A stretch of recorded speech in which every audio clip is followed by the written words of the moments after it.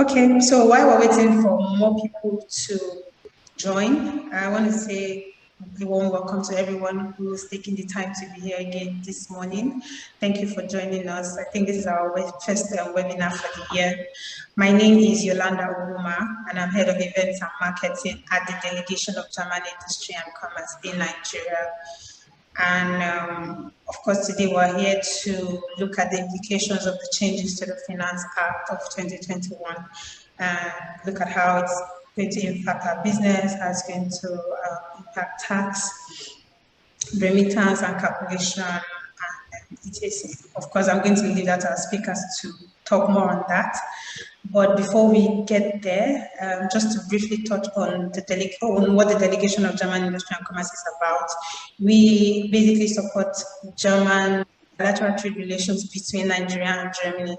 What that means is that we support companies who are interested to enter the Nigerian market from Germany. There's research, finding business partners for them, whatever kind of support they need to be able to establish their businesses here in Nigeria. Same way, we also support Nigerian companies who are interested to do business with Germany or with German companies. In order to do that, we have a couple of competence centers within the DGIC, the Competence Center for Energy and Environment, Competence Center for Agribusiness, for skills development, and for innovation and startups. These competence centers are able to basically support companies that are active in those core areas. But for every other request, we have the Service Center for Market Entry, who is supporting companies, say, construction and other sectors that competence centers do not necessarily cover. Of course, we organize sessions like this from time to time to keep our network updated about changes or activities in Nigeria as well as in Germany. And today we have two wonderful speakers here, Mr. Theophilus Emuwa and Mr. Kenneth Erikume. We're also hoping to have a representative from the FIRS join us very shortly. So in case someone else pops up on the screen, we're expecting him. And just a few house rules.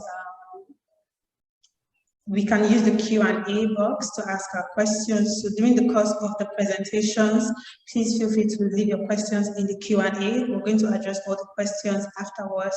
We hope that this session will be as interactive as we want. So keep the questions coming in. Better to leave it in Q&A than in the chat box so that we can address everything when the time comes. So thank you once again for being here. I hope that we enjoy today's session, and I'll just hand over the virtual microphone to the speakers for a brief introduction, and then Mr. Theophilus Emuwa can then start with the presentation. So I think, Mr. Kenneth, you can go first. Just a brief introduction about yourself, your company. Yes, thank you very much. Good morning, and thanks for inviting me. My name is Kenneth Erikume. I'm a partner with PwC, and I head the tax reporting and strategy business unit within the tax team. And it's indeed a pleasure to come this morning and engage with the participants. So I'm looking forward to the conversation. Thank you very much. Thank you very much, Kenneth. And I'll hand over the virtual mic to Mr. Theophilus Emuwa for a brief introduction and to just begin the session. Thank you. Good morning, all. My name is Theophilus Emuwa. I'm a partner in the law firm of Aelex. So we are lawyers. I head the tax practice in Aelex. Aelex is a full-service law firm, so we do more than just tax. We do just everything: M&A, litigation, arbitration. But I focus on tax and M&A. We do both tax litigation and tax advisory. We have offices in 3 cities in Nigeria. That's Lagos, Abuja, and Port Harcourt. And we also have an office in Accra, Ghana. So we cover these 2 countries. I think that I'll stop there for now.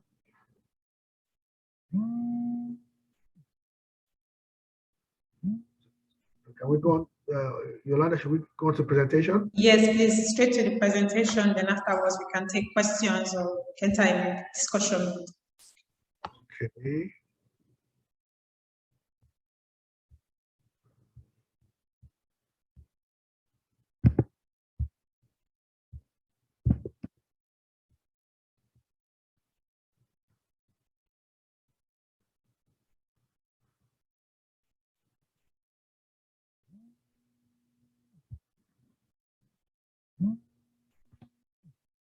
I hope you can see my screen. Hello, Yolanda, can you hear me? Yes, we can Yes, we can. see the screen. Okay. Yes. So the 2021 Finance Act was signed by the President on the 31st of December 2021. It was the third in a series. There was a 2019 one and a 2021. And this is a continuation of the thinking that has driven the earlier two. The three broad themes, which we can see. One is to plug perceived leakages and encourage more proactive or efficient collection of taxes. As some of you may know, the tax to GDP ratio in Nigeria is about 6%, which is very, very low. In Europe, it's probably closer to 40%. In Africa, the average is about maybe 20%. So we're very far behind. Then it introduced. Lastly, there were a few provisions designed to clarify the law. With regard to leakages and collection, one of the things that the Act has done is to provide for quarterly returns. There was always provision for returns, but it's now going to be quarterly. And these from banks, and banks are required to give the names and addresses of customers to the tax authorities. So that means that going forward, the tax authorities know your name and where you live and which bank accounts you hold, you operate. And there's a penalty for the banks if they don't provide the information, if they give incomplete information or incorrect information, or they don't provide it at all. So they are being encouraged to provide this data, and with this data, the taxman will have a better idea of how much tax is due to him. Then there is the issue of VAT by non-resident suppliers. Before now, it was a bit unclear and perhaps also difficult for non-resident companies who supplied into Nigeria to charge VAT and remit it. And the tax authorities recognized this, but they didn't have an easy solution. What they've done now is to say, well, all non-residents who supply into Nigeria have to register for VAT and obtain a tax identification number. In terms of how to collect, the FIS now has power to appoint one of the parties. So it may be the party receiving the service in Nigeria who is asked to account for VAT rather than the party that is outside Nigeria. But whatever the case may be, they can now get, shall we say, attack one of the parties and get the money from that person. You can no longer say, well, I'm not obliged to collect, or not. They can say, no, from now on, you should do it. So companies that do things like online services, Amazon, people like that, from now on may have to think about this particular provision. For business-to-business supplies, they will still allow the local business to do the deduction at source before paying. Capital allowance. In Nigeria, instead of depreciation, which you have in some jurisdictions, what we have is something called capital allowance, which is depreciation at specified rates. So the law specifies the rates at which you can take your depreciation. Before now, if you had a business which had some taxable revenue and some non-taxable or tax-exempt revenues, you could take all your capital allowance from the taxable side, which the taxman has now considers unfair. And what the taxman is now saying is, if your income is split, then you should also split the depreciation of the allowance. So take a proportion from the taxable side, and then the proportion that is attributable to the the exempted side, you lose essentially. So that's a correction which the taxman has come by. For those who are in the oil and gas industry, they will be familiar with provisions which allowed for tax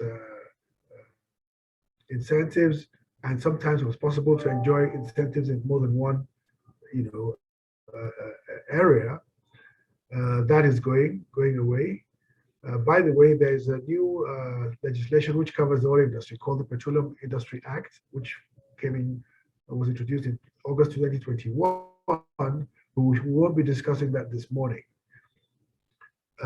Technology deployment is another area that the tax authorities are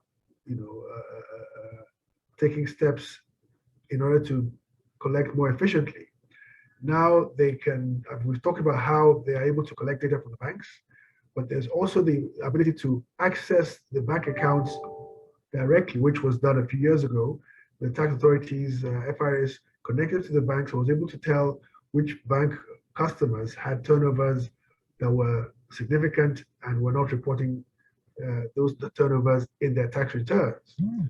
They're now doing the same with retailers. So if you're a big retailer like ShopRite, Spar, they're connecting directly to your accounting system so they can see how much VAT, what you have sold in the month, and how much VAT is due to them at the end of the month, in real time. They don't have to wait for you to file a return.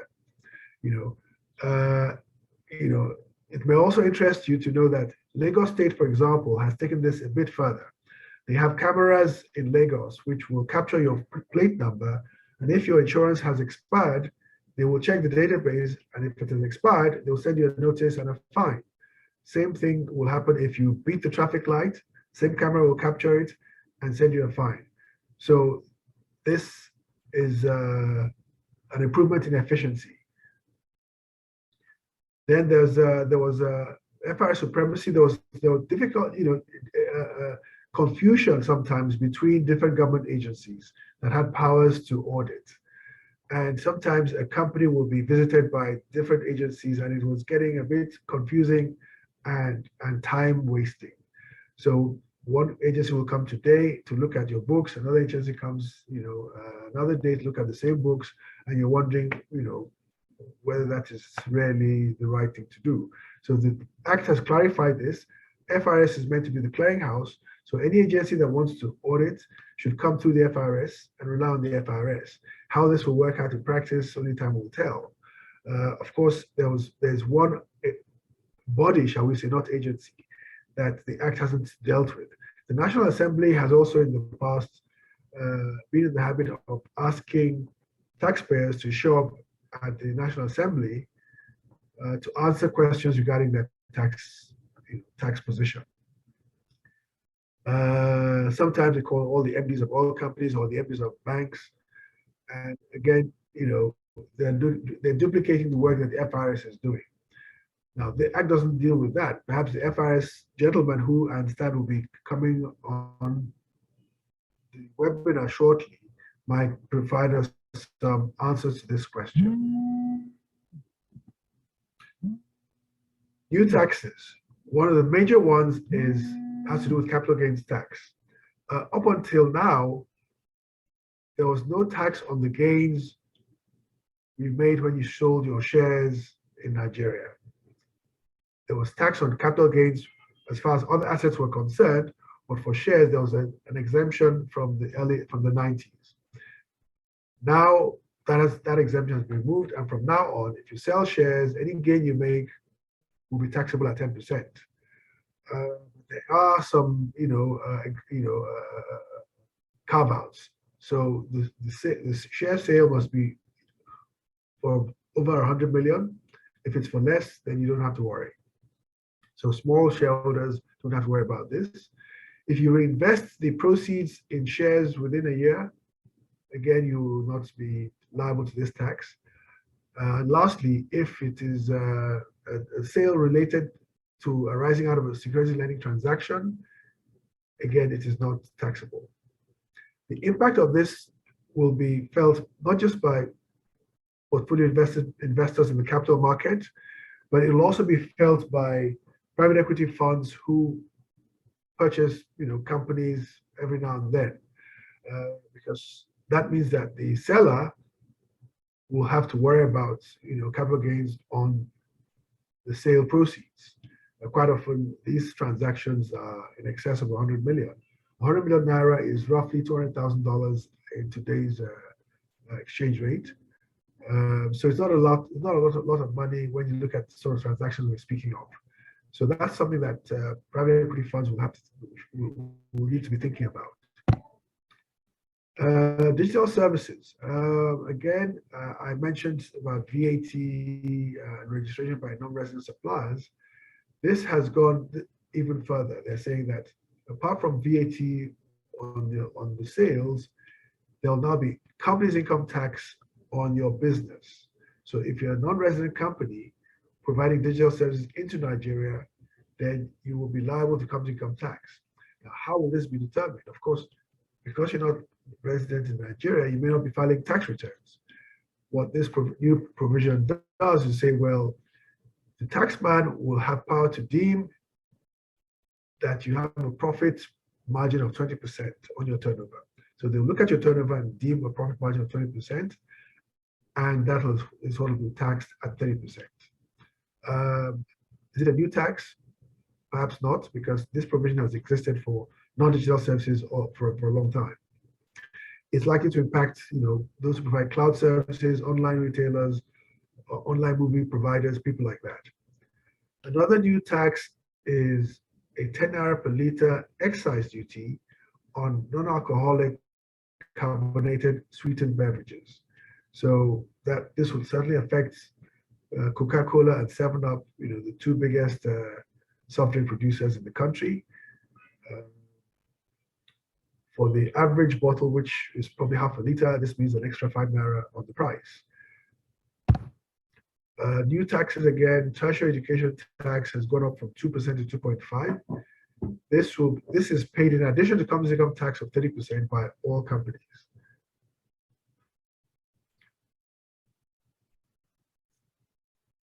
Educational institutions used to be exempted. Now the express exemption has been removed, and it appears that educational institutions will now be taxable. But there's some controversy there, because some have the view that if an educational institution can claim to be a charitable organization, it might still enjoy tax exemption. I think I will leave that to the FIS gentleman when he comes to educate us on what they plan to do going forward. But if you are running an educational institution, you will now need to think about your tax liability. A few provisions to clarify the law. Withholding tax on unit trusts interest is now going to be the final tax. Before now, it appeared that it will be taxed each time it moved to a shareholder of a shareholder of a shareholder, unlike dividends, which got only taxed once. So there was a discrepancy between the two. That's been removed. VAT on invoicing. Small companies, those with a turnover of less than 50 million, are exempted from VAT invoicing, but oil and gas upstream companies are not to enjoy this exemption. So even where they are small companies or small turnover companies, they must invoice for VAT. Naseni levy, that's another one that may not affect many people, but it's worth bearing in mind. It's now going to be 2.5%, sorry, 0.25% of profit before tax, and not 0.25% of turnover.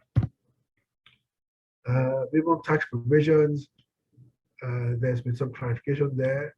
Profits from exports, another carve-out. Upstream oil and gas companies are not to enjoy this exemption. Other exporters can. Definition of capital for insurance companies has been adjusted and now includes a number of other things. So this is similar to tier 1, tier 2 capital in the banking industry. Lastly, before I go, some miscellaneous items. Stamp duty audits. Now, stamp duty wasn't dealt with in the Act, but it's something that has been, it's worth noting. In the last year or so, the FIS has been looking at, when it's auditing companies, whether they've been paying stamp duty on the agreements that they have entered into. Now, before now, many companies didn't bother about this, even though the Act, the law does provide a positive obligation to stamp your documents. Now they're being audited and they're being asked, well, this document you signed 3, 4, 5 years ago, where's the stamp duty? And some of the rates are not small. It can be 1% of the consideration. So if you've done an intra-group loan agreement of $100 million, they're asking you for 1% of that. So you need to be thinking about those obligations, and there seems to be they're able to go back a number of years. So you need to check your position, look at what you've been doing over the last 5, 6 years. Then for export processing zones, there's some ambiguity. Again, maybe the FIS man will help us here. If you sell up to 25% into Nigeria, you still enjoy the tax exemption under the NEPSA Act. But the amended CITA, Company Income Tax Act, appears to say that you will enjoy the exemption only if you do not sell at all into Nigeria. Question is, which of these two pieces of legislation should prevail? I think that's it from me. We will take questions and comments, I suppose, after the next presentation. Thank you.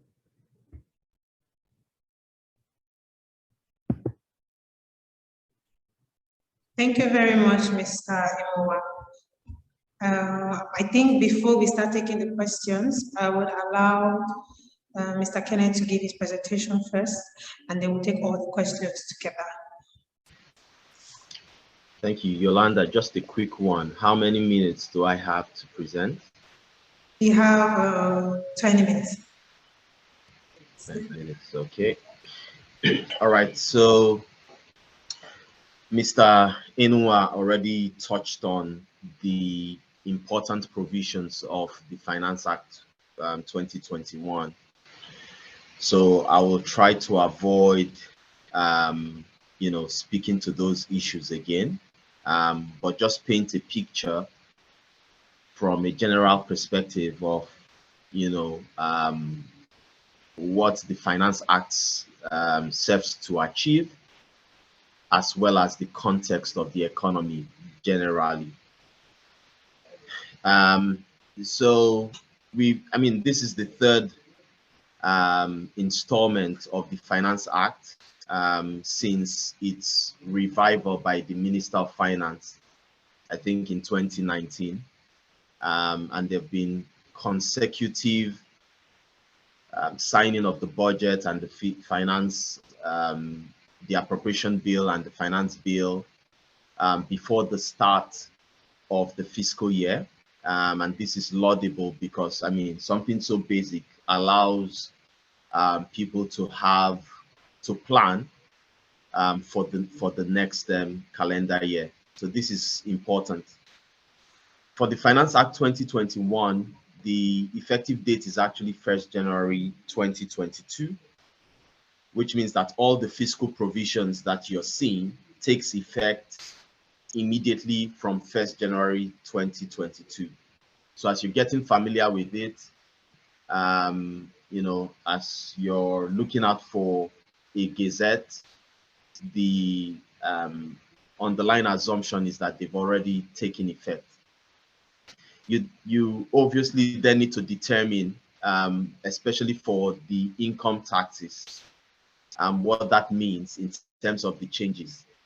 For the transaction tax, maybe you're doing a disposal of shares this year, automatically, that the rule, which says that if you're selling above 100 million or worth of shares, then you'll be subject to capital gains tax, would already kick in. But for something like the Naseni levy,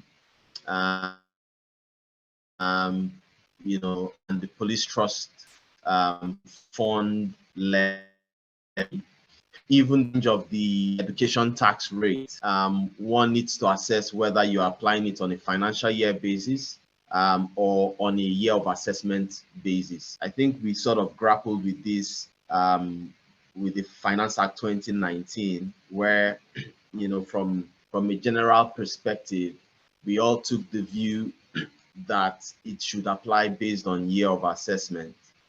But it also raises questions for companies whose years of assessment, whose time of filing occurs before the implementation of the Finance Act, even though their filing will be 2022 year of assessment. So, for example, a March year-end company, March 2021 should have filed their returns by September 2021, even though it's 2022 year of assessment. So effectively, they could argue that the obligation to file already took effect before the Finance Act 2021. The important thing about this budget is that, it's a budget where we're coming out of the recession, and then we're going into an election year. But the whole idea from government is to focus on economic growth and sustain that. And it's anticipated that would be looking at a deficit of 6.3 trillion naira. Now, why is this important? It's important because that budget deficit would be funded by borrowing. And the reason why we have budget deficits and borrowings is because the cash flows for the government is not at the level where it can actually provide for the expenditure. What we even saw in 2021, the performance up to November 2021, is that even for that budget, the deficit even grew a bit more, because while the expenditure budget performed at 93%, the revenue performance performed at about 63.7 to 70%, depending on how you're calculating. And largely the performance was good by the Nigerian Customs Service.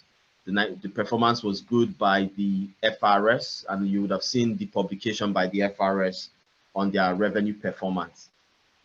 But the oil revenue, despite the price of crude and the not too bad performance in terms of daily production, was okay. The oil and gas revenue declined significantly, which meant that we're lagging behind in terms of how the revenue is chasing the expenditure. And of course, that meant that for 2021, that deficit, which was anticipated at about 6-point-something trillion, would have expanded, and government had to borrow more. And of course, that also has an impact from a prosperity perspective. One of the things I would like to mention here is that while it's 17 or upwards of 17 trillion naira budget looks significant, it's not a lot when you look at comparable countries. And I'll pick, since we're the big country in the west of Africa, sub-Saharan Africa, you'd likely look at Kenya for East and South Africa for South sub-Saharan Africa. The budget of South Africa is more than 2 trillion rand, which if you convert to naira is more than 60 trillion naira. When you compare that to our 17 trillion naira, it's not a lot. And that's the budget of the central government, by the way. If you pick Gauteng, which has about 15 million people, their budget is about 4.5 trillion naira in conversion. The comparable place to that is Lagos State, which is still not up to 2 trillion naira in terms of budget. It becomes even more grave when you look at the budget per capita. So if you divide 60 trillion, the central government's budget of South Africa, by the population of about 60 million people, the government budget is more than 1 million naira per citizen in South Africa. But if you take our 17 trillion and you divide it by 200 million people, the Nigerian government budgets about 85,000 naira per citizen. So you see there that something drastic needs to happen. Otherwise, will continue to play catch up. Having said that, even though it looked like the expenditure budget was at 93%, a lot of that, the more than the line that more than exceeds performance is actually at the debt service level, because the other ones we lag behind. So it's actually the debt service that actually tilted it towards 90-something%. So it tells you that other expenditure lines are suffering just as revenue is suffering. Now, the strategy of government for revenue is built around the SRGI, and that focuses on fiscal prudence and enhancing how much government is able to collect. So the tax to GDP ratio, which was cited already by Mr. Emuwa, of 6%, government has to do something from a strategic perspective to enhance that. And some of the things which we need to look at is plugging the leakages from incentives, the leakages from bad or poor administration of taxes, and look at fiscal drainers like subsidies, and that has been a burning talking point in recent times.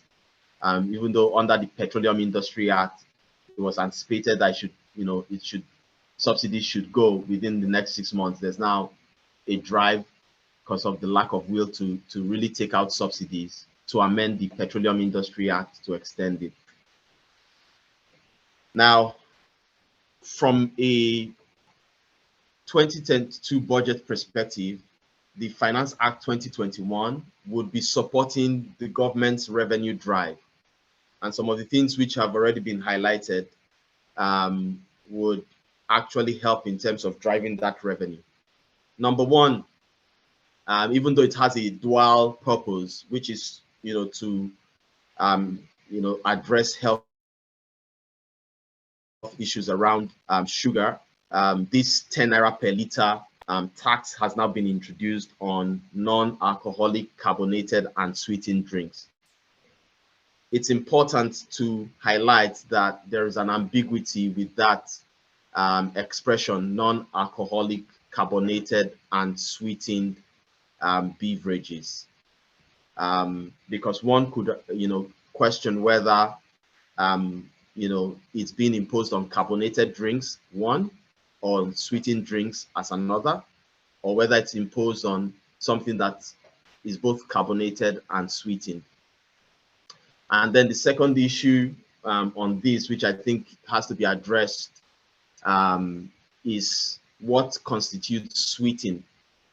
Is sweetened, so if you extract oranges and then you juice it up and maybe you carbonate it, would that be considered to be sweet or sweetened? So would sweetened mean that the addition of sugar, or additional sugar, because the fruit juice you already contain, which is sugar? And what if you use artificial sweeteners? Would that qualify as sweetened? So I think to address this, the specific HS code of what is being targeted would need to be highlighted by the Ministry of Finance, so that there's no ambiguity. There's also the big one, which is the CGT on disposal of shares. Once it's above 100 million, of course, other countries had this provision already, where they imposed CGT on disposal of shares. So one could say this was a long time coming, but some people were caught off guard because transactions were already happening on the assumption that Nigeria does not impose CGT on disposal of shares. It would also materially impact on private equity and investors who anticipated capital appreciation as part of their strategic purpose for investing into Nigeria, because then whatever they've projected in terms of earnings when they exit that investment would be impacted by this 10%. And of course, the issue around the exchange rate impact of the initial investment versus what is being paid back on exit is also a topical issue amongst investors.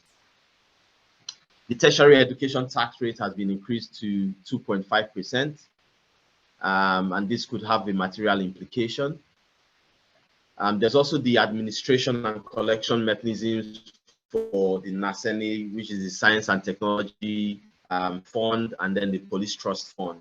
You would have already seen that there's a bit of controversy because the Rivers State government, or was it Anambra State, took the federal government to court and said that the funds that are being paid under Section 41A and 41B, which is the deduction from FAC, and the amount, the 0.0025% payable on the profits of companies, is unconstitutional. And that judgment, the impact of that judgment needs to be assessed on what it means for the future and for future earmark taxes. The issue of foreign digital companies, already you would have seen that in the news, where it was mentioned that when you're streaming videos and music, it's going to cost 7.5% more because VAT will now be collected. When foreign companies make supplies to Nigerian customers, there's usually VAT on those transactions. But what has happened is that, or what the law used to have is that the Nigerian customer would, remit the VAT to government. So when the Nigerian customer is not a VAT registered person, there will be no mechanism for that remittance. And that usually occurs in B2C business models. So what the introduction is now is that those foreign digital companies would now be required to collect the VAT and remit it to government. Unfortunately, the wording of the Finance Act did not limit it to digital companies. It just says when a foreign person is making taxable supplies to a Nigerian customer, the foreign person will be required to collect the VAT. To that extent, I think it is not, it is not the right way to go. It's counterproductive from, the way VAT works or operates in different countries. So just think about it. If a Nigerian lawyer is providing services to Singapore, and Singapore had this rule, or took several countries in the world, would you require the Nigerian lawyer to register for VAT in all the countries, even though they did not step out of their country to provide the service? So I think that should have been limited to digital companies from a policy perspective and from an ease of doing business perspective. And then for the B2B business models, we continue to allow the Nigerian customer to remit the VAT. From a CIT perspective, there's also the CIT amendment, which was already mentioned by Minister Emuwa. So I'll drop all of this because I think a lot of this were already highlighted. It was also, there are also leakage plugs that were introduced by the Finance Act 2021. One of it is, the FRS to deploy technology to gather information on taxpayers. Previously, the FRS could only do it with proprietary technology. Now they can do it with third party. One of the things that the FRS needs to look at for this is that sometimes there is no compatibility between the FRS system or the FRS vendor system and the taxpayer. And what we've seen sometimes is that you get the issue that the taxpayer needs to pay some amount to upgrade their system to allow that plug. Of course, the question then is who eats up that cost? Would it be the taxpayer, or would it be the FRS, or would it be the third-party vendor? And those things need to be clarified. Strict compliance with the Constitution, MDAs are to remit their monies into the CRF, directly into the CRF, and not keeping it. And sometimes that is where some graft can occur, or moving the funds from one place to another without proper fiscal prudence. And of course, all the other provisions that were introduced by the Finance Act 2021. So some thoughts. the excise duty on non-alcoholic, carbonated, and sweetened beverages could have a ripple effect. I know the impact is 10 naira per liter, and most of the soft drinks are not even, maybe they are 30 cl or and so on. So the impact is maybe 3 naira or less. So at the distributor level, that 3 naira is nothing, because the manufacturer is selling in bulk to the distributor. But the impact at the retail price could be more than that 3 naira. Because nobody, well, I wouldn't say nobody, people really don't spend 3 naira a lot, especially in the urban areas. So when you have such 3 naira increases, it's effectively a 15 naira increase, sometimes a 5 naira increase, if people can still find the 5 naira. And that makes it important for us to look at mobile money and e-naira. In some jurisdictions, they can spend fractions or cents, because even if the currency is not available, you can always do the mobile money transfers.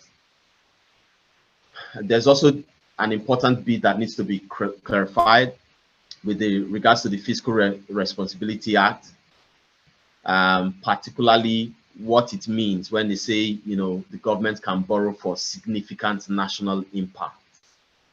So that significant national impact needs to be defined, so that there is a scope within where government can actually, make that borrowing. The role of technology will be important, and of course, accountability.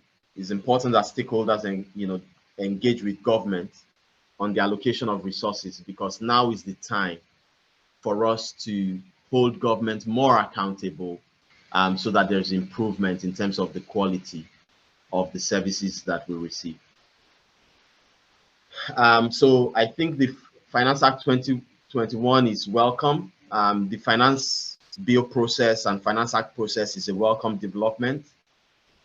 And I think it would perhaps meet the short-term objective of the 2022 budget. But then we need to look at sustainability, fair and equitable administration, so that we do not discourage business and we do not discourage investment. Thank you. Thank you very much, Kenneth. I think both of our speakers have really touched on good points. We have Mr. Olatunji Olabode here now, who is the Deputy Director of the FIRS.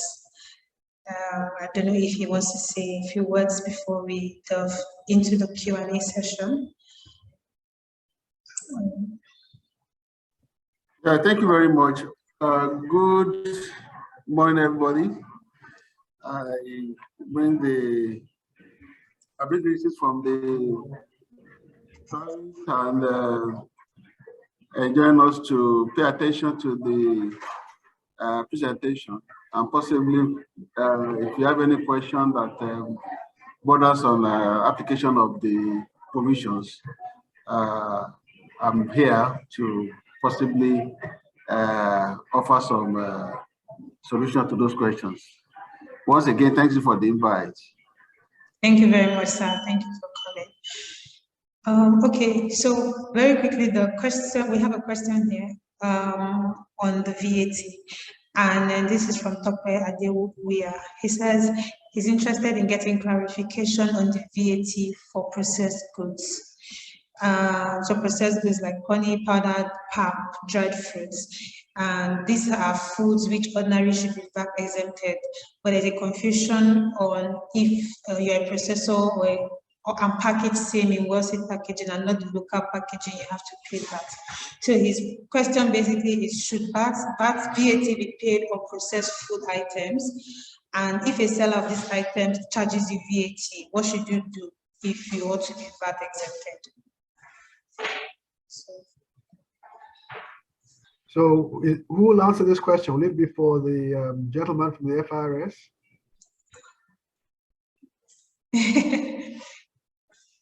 I think everyone can drop a comment on it.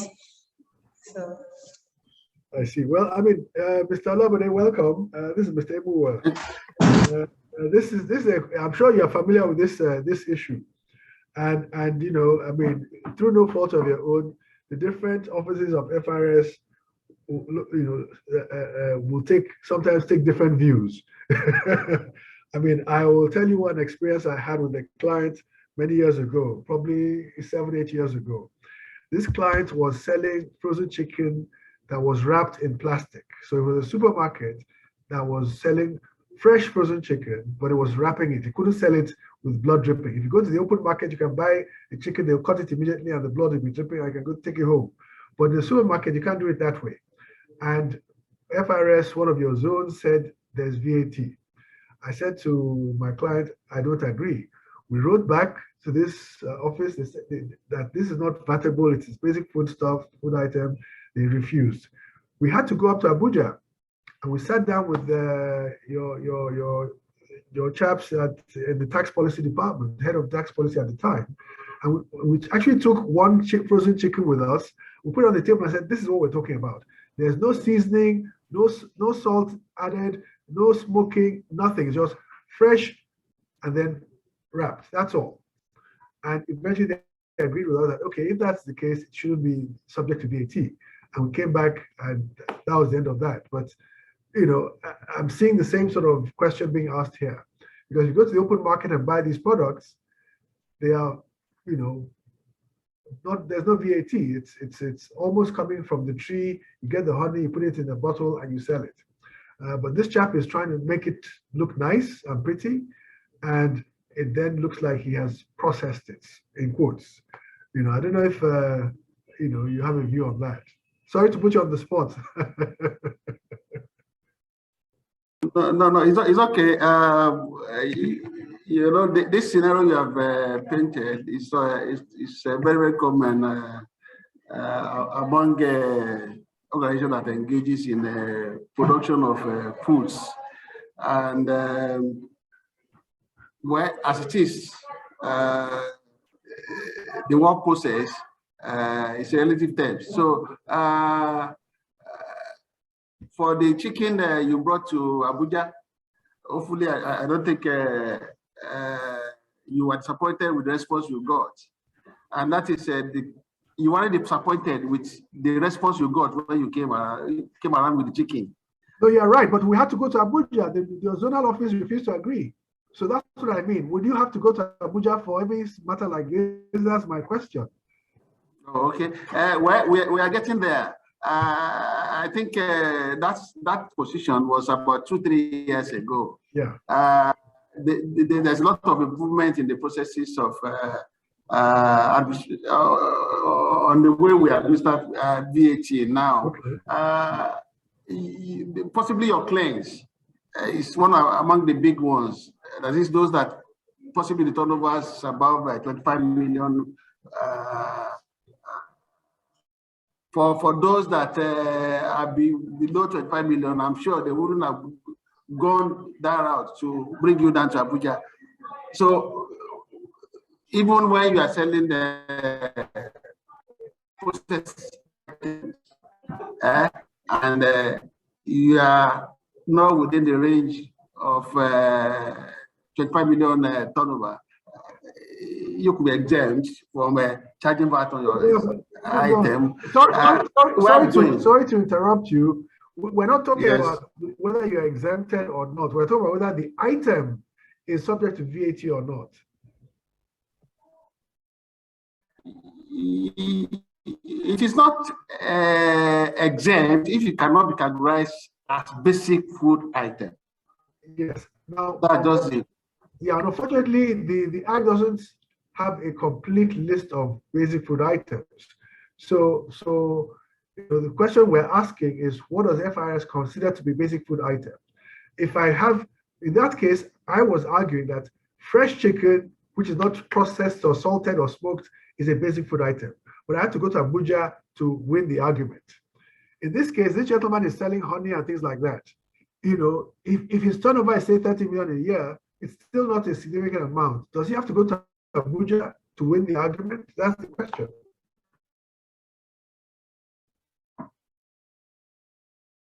we produce what we call a VAT production order. And in that order, a list of items, including basic food items, were enshrined in the list. The essence of that is to, try to educate people to know those items of food that could be regarded as basic food items. So if the product being produced will not be found among that order that was released, then that item should be regarded as a non-exempt item. So I think that we address that question, sir. Okay. But I think sometimes if you package it nicely, even if I take Gary and I package it nicely in my supermarket, your people will look at it and think that it should be vatable, whereas Gary in the open market is not vatable. So that's where the problem arises. I'm selling it in a nice packaging, making it look nice and attractive. So others feel that, well, there should be VAT here, and that's where the problem is. Sorry, that position has not changed the nature of the product. I agree with you. I agree with you. I agree with you, but your zones don't always look at it that way. But anyway, let's not spend too much time on this. Basically, what they're saying is that the packaging shouldn't matter. That once it's on the list, it should be not vatable, regardless of how nicely you make it look, nice packaging, whatever you do. So we're taking that point away. I'm sure the listeners will be happy to hear that. I think Kenneth also had a comment here because I saw his hand up. Yes, please, Kenneth, go on. Yeah. I think it was later addressed, right? I think every food item has to be conveyed one way or the other to the customer. So it has to be packaged one way or the other. So I think that's the point that FRS needs to acknowledge, that Gary on the street, right, in buckets, which may, from a hygiene perspective, even be worse than the one which is packaged, is put into a sachet, outside the, fiscal element, that one would even be more hygienic. It doesn't change the fact that it's the same product. So that's the message I think needs to come through, and from the FRS perspective, they need to acknowledge and not make that distinction. I think some work was done to try to define basic food items in the Finance Act 2019. And Mr. Olatunji is also correct that FRS then came up subsequent to that with a VAT modification order that sets out a long list of what they consider to be basic food items. So I like Mr. Emuwa mentioned, I don't think we should necessarily have to go to Abuja to resolve some of these issues. It should be something that should be applied everywhere. Thank you very much, Kenneth. Let me allow one of the attendees to also share his point on this. I see his hand up, Olariwaju. So I'll just allow you to talk briefly. You can go on.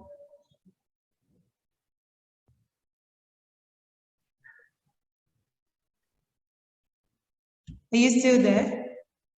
Okay, I guess not. Steven, okay. So moving on to the next question, I guess when he's ready to speak up. Hello? Yes, we can hear you. Hello? This is Olabode saying. Yeah. All right. I thank you so much for this. Hello? Please, can you hear me? Yes, we can. I think on the issue of what constitutes the basic food item, it has been a major issue even until now, because I understand that there was a case that was decided there was a case that was decided by Justice I.M. Duba. I think it's within the Association of Food and Beverage of Tobacco Employer and Federal Services or thereabout. That was in 2015. That was on 11th of May 2015. It was specifically stated that water, whether in bottle or packaging material, is a basic food item, therefore exempted from VAT. So I think the discussion that have been going on within Mr. Theophilus, and it goes in the same line with this. Because I still discover that if you enter any treaty tomorrow, they still charge you VAT even in the list of items you are buying, and because on the basis of how to separate it or whatsoever. So we're still paying VAT even on the water packaged in the bottle, even till tomorrow. And I'm just wondering, just as I support of what Mr. Theo said, you can, if you have water in the bottle, it's the same water we are still talking about. So if you have gari even in the nylon, it's the same gari we are still talking about. So the packaging shouldn't make it look as if we have to start charging VAT on it or remove it from the actual basic food item where nothing has been added to it. Probably maybe it was processed into another thing entirely. It was still in the raw. It's just that the packaging is exactly what differentiates it from some other things. I don't know how FRS can help us. It has been a long issue because I don't know. That's just my submission on this matter. Thank you very much. Okay, I guess we've deliberated on this issue well enough. I'm sure Mr. Olabode will take the message back to the headquarters, and they will, try and help us. So we thank you very much. I see there's some question in the chat about clarification on filing for. Sorry. Go ahead. Clarification on what? Yes, on filing for non-resident companies. I don't know what the question, from Simon Ada, whether he's asking for where to go. I mean, there's an office at FRS Ikoyi, Auro Road, where there's the National Tax Office where you can register, if that's what he means. But perhaps if he wants to ask, put up his hand, he can ask the question more directly. Yeah. Okay. Kenneth, do you want to say something?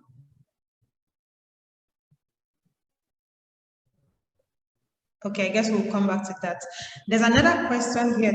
I what his question is, right? Because sometimes you have these non-residents that you would have to collect withholding tax from, even though they do not have a fixed place of business in 2020.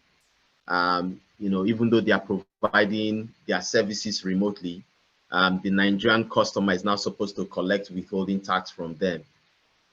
And of course, the Nigerian customer is supposed to remit VAT on their invoice. But Finance Act 2021 now says the non-resident is supposed to collect that VAT to register for Nigerian VAT, even though they know nothing about Nigerian VAT, and file Nigerian VAT returns.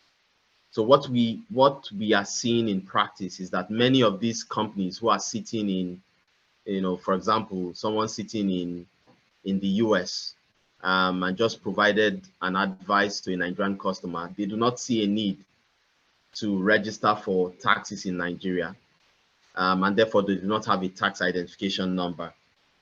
The Nigerian customer is therefore stuck with having deducted or grossing up, being unable to remit because there's no tax identification number to remit. So for that, I think the FRS and Mr. Olabode would confirm. I think there is a general tax identification number that taxpayers can use to remit that withholding tax or that VAT, even when the non-resident company refuses to register. So that would be the sort of practical way to circumvent this. But if it's a case where the non-resident says, well, I don't want to register, but you must give me my withholding tax credit note, then that could be a very big challenge. So I don't know, maybe I probably addressed the question, and Mr. Olabode has some perspective on, when the non-resident refuses to register, what do you do? I'm sorry, Kenneth, before Mr. Olabode answers, let me just add one more twist. Because this non-resident will now be liable to deemed profit, CITR on a deemed profit basis, he will want to use his credit notes to pay that tax. So, Mr. Olabode, over to you. Yes, thank you very much. I think Mr. Erikume had addressed the concern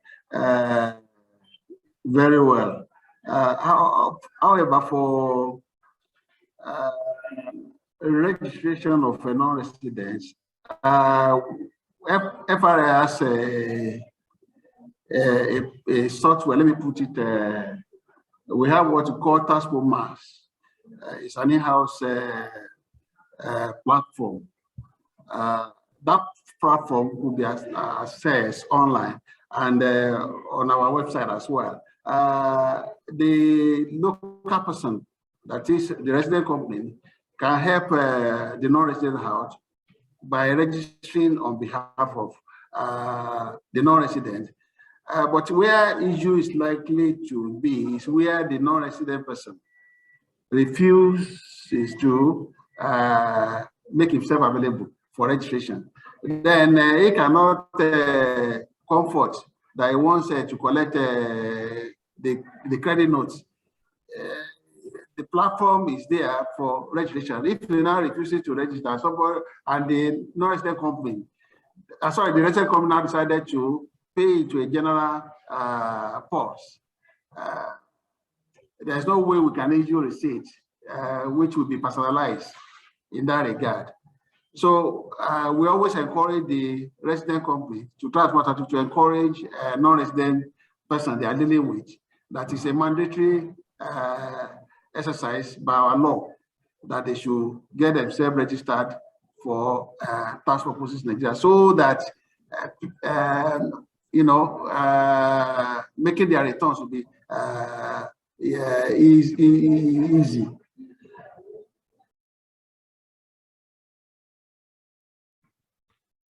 So bottom line is everybody must register.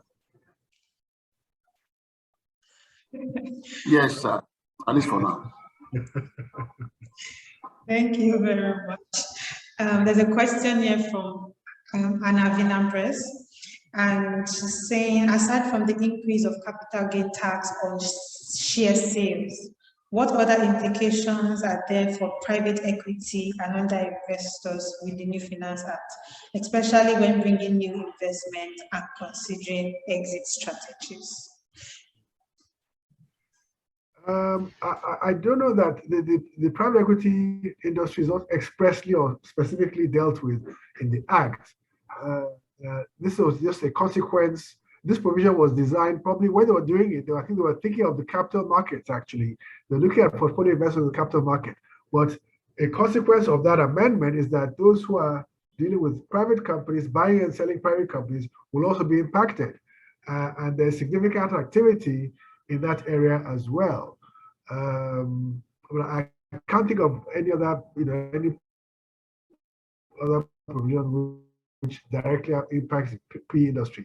But maybe you can think of something. No, I also can't think of anything. I think the other provisions would impact on investee companies as against the investor directly. So I just can't remember anything that would be very specific to private equity, sir. Then let me add an interesting comment on the point we were discussing about registration of non-residents. I know it is something new for us in Nigeria, but I'll tell you that in Ghana, it is not something new. In fact, in Ghana, if you are incorporating a company, every shareholder and director, even if non-resident, must get a TIN. So that is the position in Ghana and has been the position for a few years. So if you set up a foreign company, if a foreign company sets up a local entity in Ghana, even if the directors are all based abroad, they must get a TIN.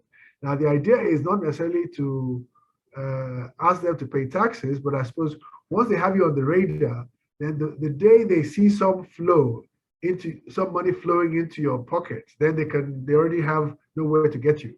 So you know, we haven't gone as far as that, but you know, I can tell you that it's not something strange, you know. Awesome. Just to follow up on Anna's question, she's saying, is there any way to mitigate from those changes for private equity? Well, if we give you the answer here, then Mr. Olabode will go back and the next Finance Act will amend it.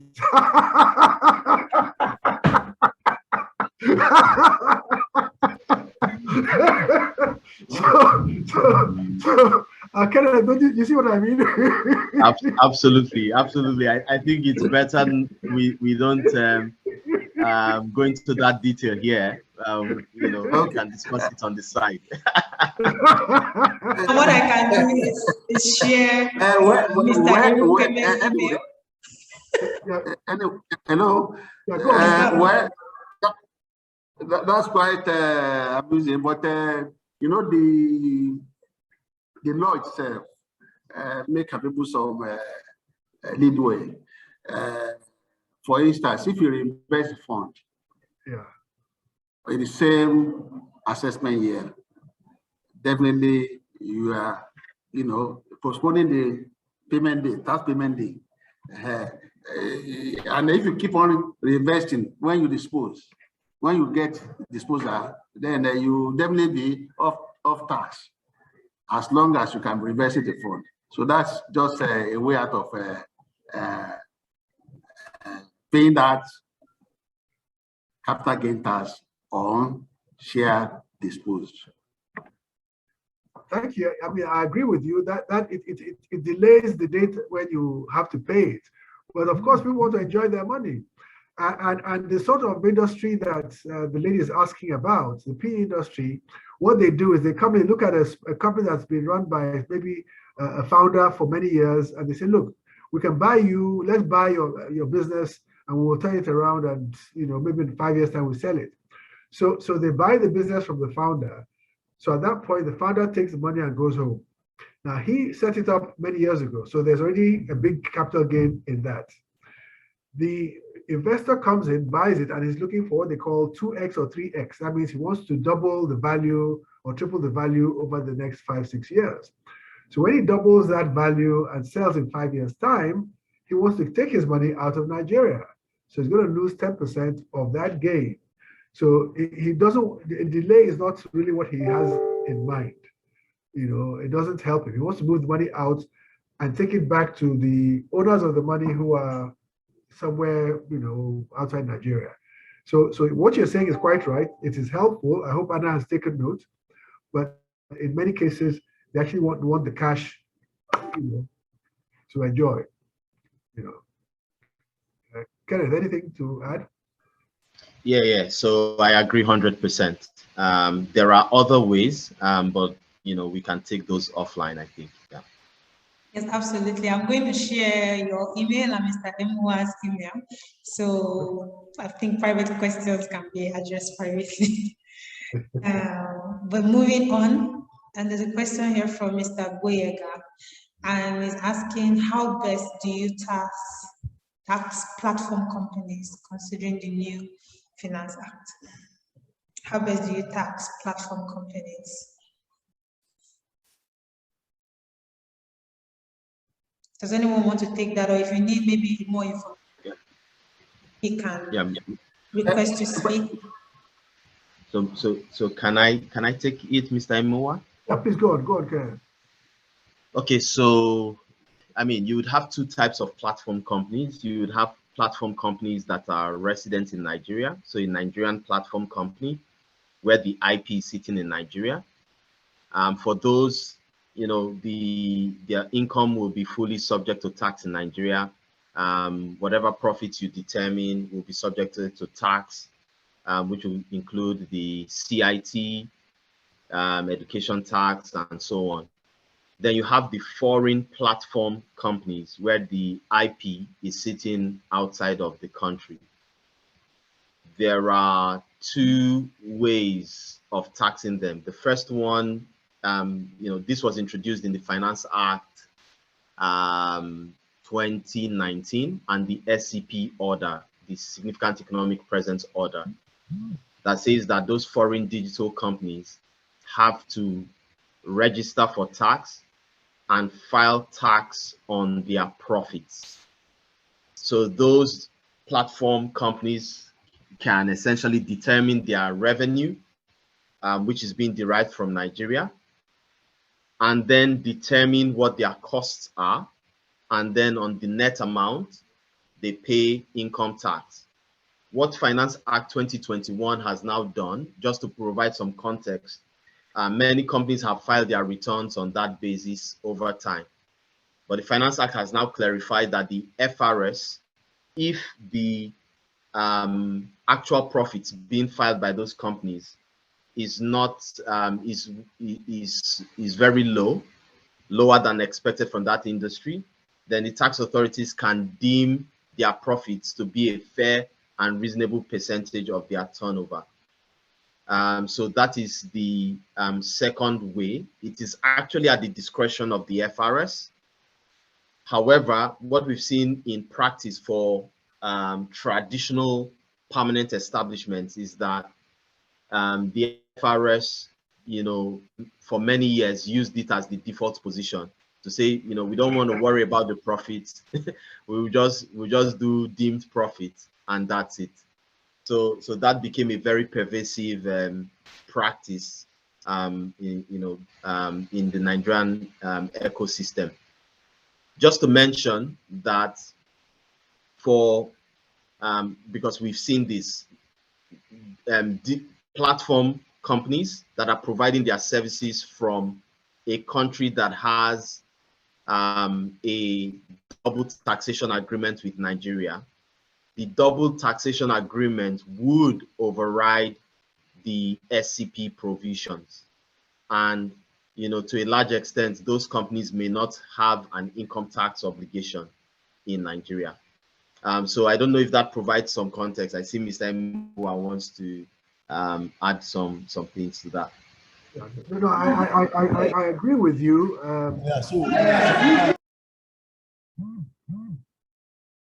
Okay.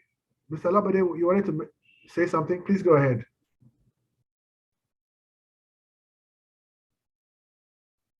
You're muted, Mr. Olabode. You're on mute.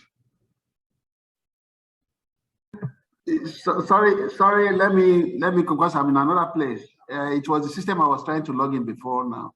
Okay. Maybe somebody's. Let me go. Just go there. While we're waiting for him, I was going to say that yes, I agree with Kenneth. If you have a double taxation agreement with that country, fine. But of course, with Germany, there's no DTA between Nigeria and Germany. So you'd have to be coming from some other country with which there's a DTA. France, the UK, South Africa, China, places like that. We don't have with the US. So if it's any of the US ones, you'll be liable. And yes, I mean, really, what is happening is the taxman is saying, I want to bring everybody into my net. That's essentially what the message is. So there's no escape. Either you're in my net fully, or you're in my net based on your turnover, in Nigeria.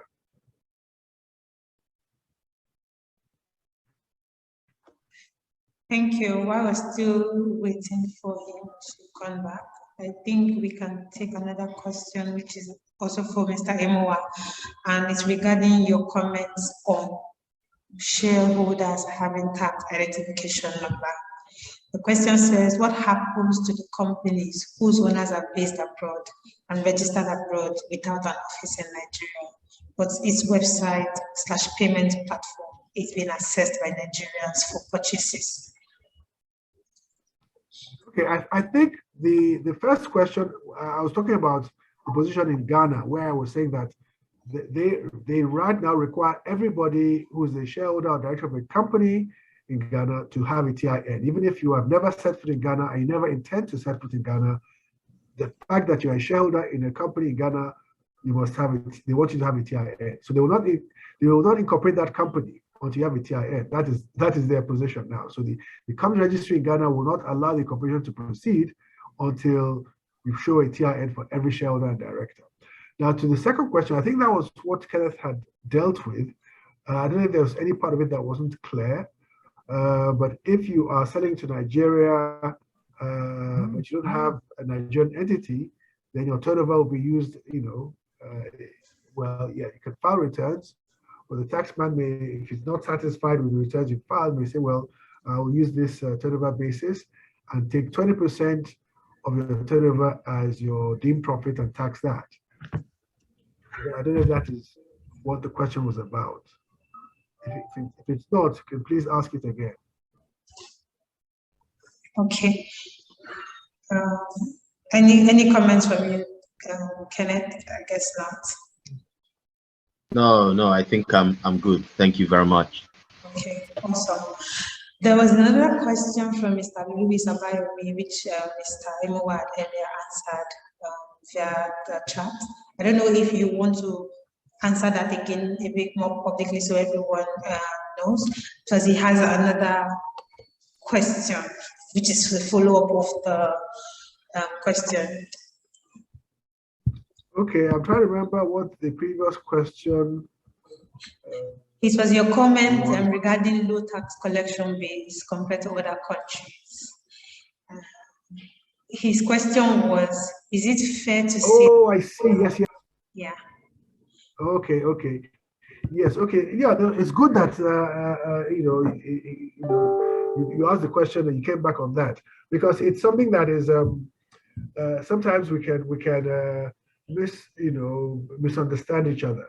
Now, yes, we have all sorts of informal taxes. So you have area boys, this and that and the other, and that is true. So these are costs which each individual has to bear. The question, though, is if you aggregate those costs, and instead of each person having his own borehole, which is what is common in some parts of Lagos, each person have his own generator, again, which is common in. Suppose we put all that money together and install one big power station or one big water treatment facility, it'll actually be cheaper all around. And that is what government is meant to do. So government is meant to find money somehow to provide a centralized facility, which all of us can enjoy at a lower price. But you can't do that if you're not collecting enough money. So there's a bit of chicken and egg. Do you make the investment before you ask people to pay more in taxes, or do you tax them more first and then use that to make the investment later? Now, where they no longer trust the government to meet its promises, then of course they'll be reluctant to pay those additional taxes, and that's a problem. That I agree. There's a distrust between taxpayer and tax collector in Nigeria. That's true, but you see, Kenneth made the point that the expenditure by government in South Africa per head is 10 times that in Nigeria. And if you don't increase that expenditure per head, how will you ever have the infrastructure? We go to South Africa, we enjoy the infrastructure. Oh, nice roads, nice this, nice airports, and we are loving it, right? Even Ghana, down around the corner, we go there, we say, these people built a new airport, very nice. How'd they do it? But this is how it's done. And that's the point. The price of petrol in Ghana is probably 3 times the price of petrol in Nigeria, but they haven't died. Here we still argue about whether we should, pay more or not pay more. But if you go to Ghana, the price of petrol, it's several times the price we pay here. They also have crude oil, but they decide that, look, we'll do something else with our money, and over time, they're going to improve their infrastructure, and we will go there and say, we're enjoying this place, very nice, but how is it going to be built? We cannot have the infrastructure we want unless we find a way to get government to harness, the resources, which we undoubtedly have in one place, and build out. But if we continue doing what we're doing today, everybody having his own generator, his own water treatment plant, his own borehole, his own gate man, it's never going to happen. Thank you very much. Okay, she said, let's talk about plugging the leakages. Plugging the leakages, that's a different issue. That's more to do with the politics of the day. and they tell us if you don't come out to vote for the right person, if you don't come out to protest, then you will get bad government. And that perhaps is a different problem, which it's not a tax issue, it is a governance, political issue. We have to come out and look for the right people to run the business of government, and hopefully over time things will change. So that each of us has that obligation. If you don't have your PVC, you go and get it now. But on the day of election, and the politicians know it, they tell you that the people who live in Ikoyi, they don't come out to vote. That our votes come from Ajegule and places like that. That's why we go there and make noise. We don't bother with Ikoyi. On election day, they're sleeping. So that's the truth. So and yet we are the ones complaining all these hidden taxes that we have to bear. We have the borehole, the generator, the water treatment. All the people in Ikoyi and Lekki enjoy, right now there's only one road that takes you down Lekki. That expressway is the only road. So once it's congested, there's no alternative. If you go to the mainland, you see what the state government has been doing. There are roads everywhere. They've been improving the road network everywhere. That's where their votes come from. I think that's that's the way to look at it. It's more about politics than anything else. Kenneth, you're laughing. Yeah, I think you've said it nicely. I think there are different buckets to put the different issues, and we need to appreciate the complexity of some of these issues. Yeah. I mean, look at South Africa. The former president is being tried for corruption. So, we've never done anything like that, and we're wondering why the leakage continues. I mean, it's as simple as that. Thank you, Mr. Emuwa. I think we can take the last question because we are running out of time already. And this question is to the taxman. So I hope he's still around to answer. He said, does the taxman have the capacity or technology to track companies who have deliberately run abroad to target Nigerian markets using the platform outside the country with the sole mission of avoiding taxes?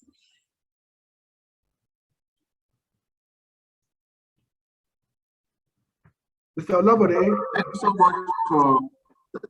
Thanks so much for that question. Yes, for now, yes.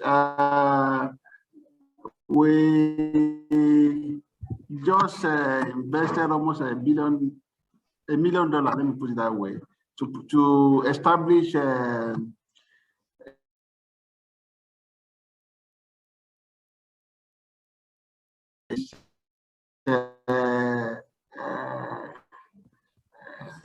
connected to about 162 countries of the world where we exchange information about financial transactions of persons, society in those countries. So what I'm saying is that we now, as of now, on a yearly basis, we receive information from those countries.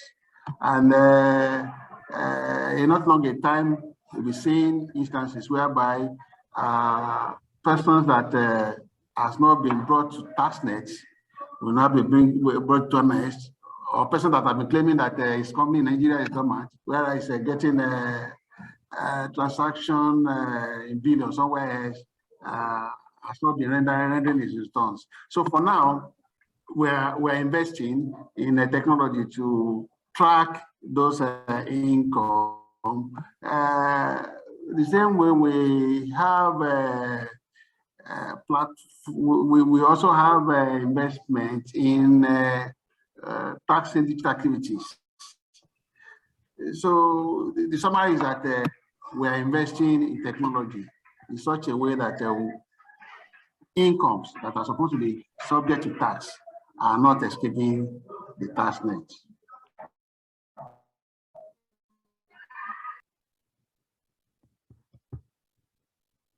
Thank you. Is there maybe any other comments from Mr. Moore? You want to say something? No. I think I was just looking to see whether there were any unanswered questions. I didn't see any.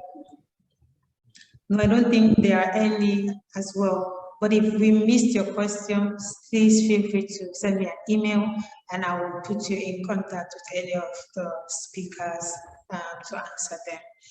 And just to confirm if we can also share the slides, because we've gotten a lot of questions about that. I know for sure we'll have this recording of the session online on our YouTube page at the Delegation of German Industry and Commerce in Nigeria, HK Nigeria.